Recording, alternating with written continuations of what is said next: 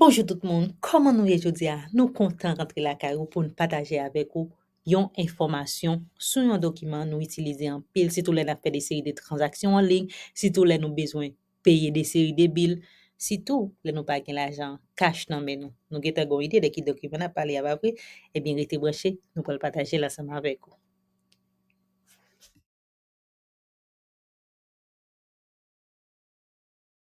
Jodia nous pote pour 4 crédits.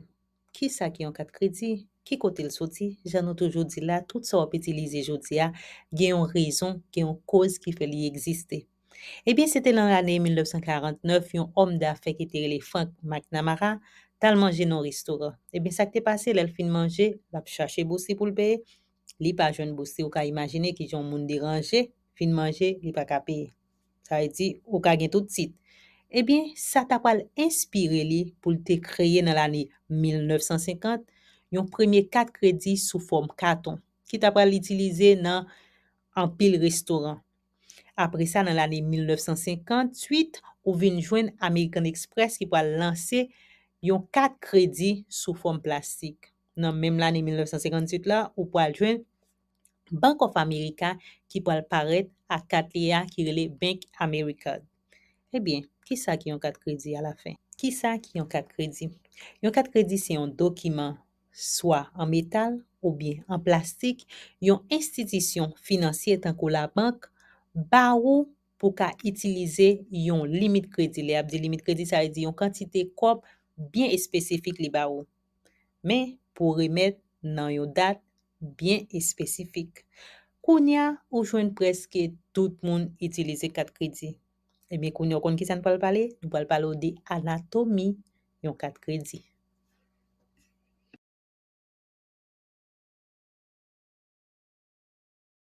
Eh bien, nous pas vinn parler seulement de origine, définition de 4 crédits, mais nous vinn parler de anatomie yon 4 crédits. Qui élément qui compose yon 4 crédits? Ou ta remè connaît? Eh bien, continuez regarder, pas oublier non, partager, remè si information ça ou pensez yo important.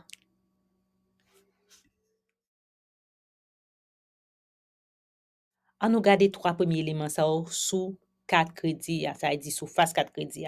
Ou jeune non compagnie qui bo 4 crédits par exemple, li gen droit Bank of America, li gen droit Wells Fargo, li gen droit TD Bank. Ça veut dire que c'est non ça ou jeune sous 4 là en premier. Après ça, ça ka arriver c'est l'institution ou jeune yon l'autre ton sous côté c'est toujours compagnie qui bo 4 crédits mais li varie de yon compagnie en l'autre.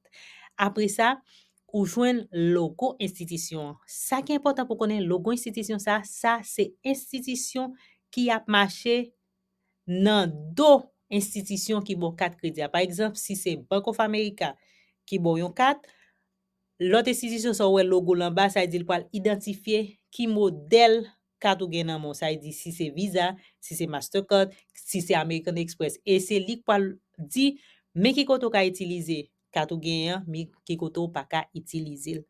Gen élément toujours oui, on regarde. On nous garder l'autre 3 éléments qui composent 4 crédits. En général, yon 4 crédits gen 16 chiffres, mais gen qui gen 15. 6 premiers chiffres yo rele yo numéro identification banque lan. Sigla c'est BIN ou soit numéro identification émetteur qui c'est IIN. Li même li bay information sous institution qui bay kat la. Ça veut dire li permet ou identifier entité qui bay kat la et qui réseau kat la yi.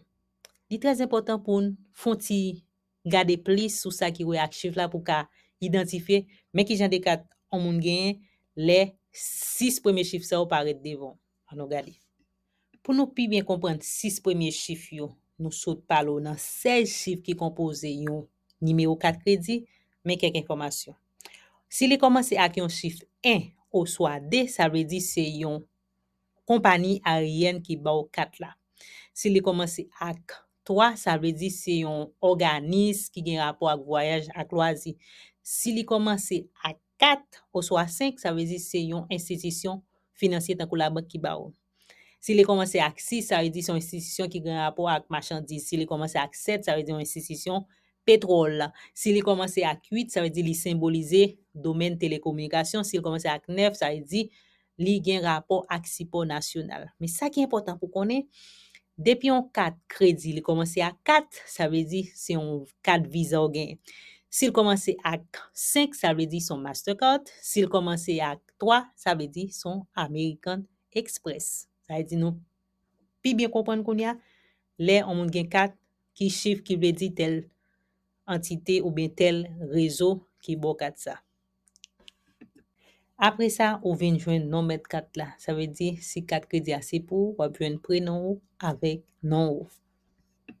Ou gen EMV chip, ou bien Smart Chip, ou bien PIS intelligent.